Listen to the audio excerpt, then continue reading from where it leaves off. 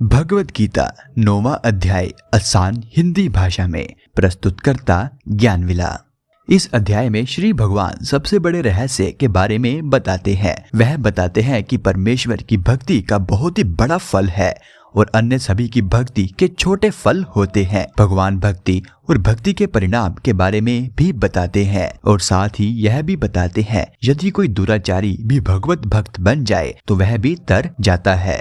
केशव अर्जुन से कहते हैं, सुन पार्थ, क्योंकि तुम दोष दृष्टि रहित हो इसलिए मैं तुझे विज्ञान सहित ज्ञान का वह गहरा रहस्य बताता हूँ जिसे जान लेने के बाद तू इस कष्ट भरे संसार से मुक्त हो जाएगा। यह ज्ञान अनश्वर है, यह ज्ञान सबसे बड़ा ज्ञान है, यह ज्ञान ही सबसे बड़ा रहस्य है, यह सबसे अधिक पवित्र है। इसे केवल प्रत्यक्ष अनुभव द्वारा ही जाना जा सकता है। यह धर्म के अनुकूल है, इसका अभ्यास करना भी बेहद सरल है। जो लोग इस मार्ग में श्रद्धा नहीं रखते वह मुझ तक नहीं पहुंच पाते और इस जन्म मरण रूपी संसार में ही फंसे रहते हैं। मैं ना तो दिखाई देता हूँ और ना ही मेरा शब्दों यानी साधनों द्वारा वर्णन किया जा सकता है। उसी अव्यक्त रूप से मैंने सारी सृष्टि का व्यापक किया हुआ है। सभी प्राणी मुझ में ही निवास करते हैं लेकिन मैं उनमें निवास नहीं करता और फिर भी सभी अस्तित्व में आई वस्तुओं का निवास मुझ में ही है। मेरे इस दिव्य रहस्य को देख। मेरी आत्मा जो कि सभी जीवों का मूल है वह उन सब जीवों को संभाले तो हुए है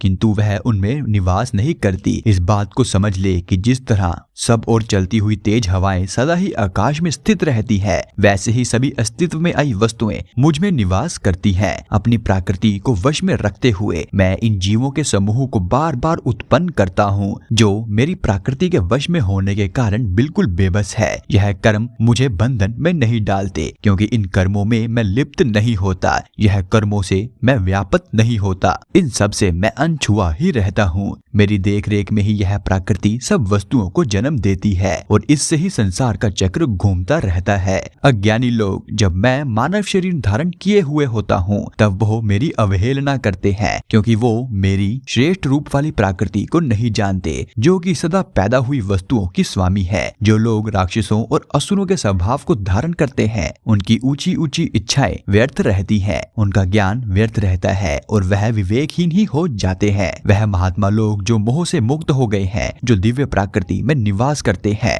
वह मुझे ही सब पैदा हुई वस्तुओं, सब अस्तित्व में आई वस्तुओं का अनश्वर मूल समझकर एक ही भाव से मेरी उपासना करते हैं, हमेशा मेरा ही गुणगान करते हैं। मुझे पाने के लिए लगातार प्रयास करते हुए और अपने पक्के इरादों पर स्थित रहते हुए उन पर मजबूती से टिके हुए श्रद्धा से मुझे प्रणाम करते हुए सदा योग में लगे हुए वो मेरी उपासना करते हैं। अन्य लोग ज्ञान में यज्ञ करते हुए मेरी उपासना करते हैं। वह मुझे एक रूप वाला और अनेक रूप वाला और सभी दिशाओं की ओर मुख किए हुए जानकर अनेक प्रकार से तथा पूर्ण विश्वास से मेरी उपासना करते हैं। मैं ही कर्म कांड हूँ, मैं ही यज्ञ हूँ, मैं ही पितरों के लिए पिंडदान हूँ, मैं ही औषधि हूँ, मैं ही मंत्र हूँ, मैं ही घृत हूँ, मैं ही अग्नि हूँ, मैं ही आहुति हूँ, मैं इस पूर्ण संसार का पिता और माता हूँ, मैं ही आश्रय दाता हूँ और मैं ही ज्ञान का लक्ष्य हूँ, मैं ही पवित्र करने वाला हूँ और मैं ही ओम ध्वनि हूँ, मैं ही वेद हूँ,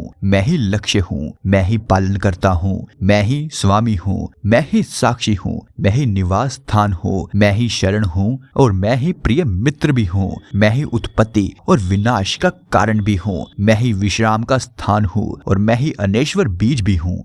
मैं ही गर्मी देता हूँ और मैं ही वर्षा को रोकता और छोड़ता भी हूँ। मैं अमरता और साथ ही मृत्यु भी हूँ। सत्य असत्य पदार्थ और आत्मा भी मैं ही हूँ। जो 3 वेदों को जानने वाला है, जो सोमरस का पान करता है और जो सब पापों से मुक्त भी हो चुका है, वह लोग यज्ञ के द्वारा मेरी उपासना करते हुए स्वर्ग पहुँचने के लिए मेरी ही प्रार्थना करते हैं। वह लोग स्वर्ग के पवित्र लोक में जाते हैं और वहाँ देवताओं को मिलने वाले सुख का आनंद लेते हैं। उस और भव्य स्वर्ग लोक का आनंद भोगने के बाद जब उनका पुण्य समाप्त हो जाता है तब वह फिर इस संसार में वापस लौट आते हैं। इस तरह शास्त्रों में बताए धर्म का पालन करते हुए और सुख भोगने की इच्छा रखते हुए वह जन्म मरण के अवगुण को प्राप्त करते हैं। लेकिन जो भक्तजन निष्काम भाव से मेरी ही चिंतन करते हैं उन लोगों की सभी अप्राप्त इच्छाओं का भार और जो भी उन्होंने प्राप्त कर लिया है उनकी सुरक्षा का भार स्वयं मैं अपने ऊपर लेता हूँ।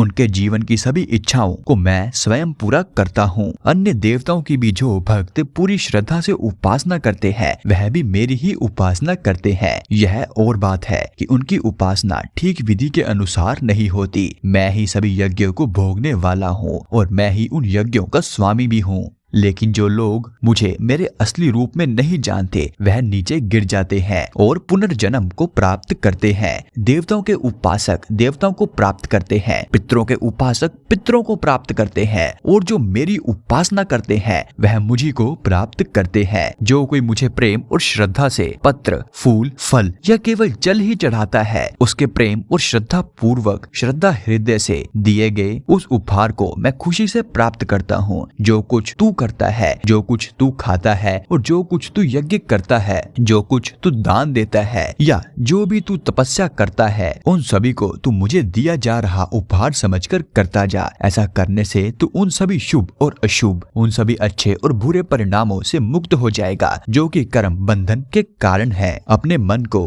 कर्म के फल के त्याग के मार्ग में दृढ़ता पूर्वक पक्की तरह लगाकर तू मुक्त हो जाएगा और मुझी को प्राप्त हो जाएगा। मैं सभी प्राणियों के लिए तो एक जैसा ही हूँ। मैं कभी किसी से पक्षपात नहीं करता। मुझे ना तो किसी से द्वेष है और ना ही किसी से प्रेम है। लेकिन जो पूरी भक्ति से मेरी उपासना करते हैं वह मेरे अंदर है और मैं भी उनके अंदर ही हूँ। यदि कोई बड़े से बड़ा दुराचारी भी पूरी श्रद्धा और भक्ति से मेरी उपासना करता है तो उसे धर्मात्मा ही समझना चाहिए, क्योंकि उसने अच्छा निश्चय कर लिया है। वह जल्द ही धर्मात्मा बन जाता है और उसे शांति और परम गति भी मिल जाती है।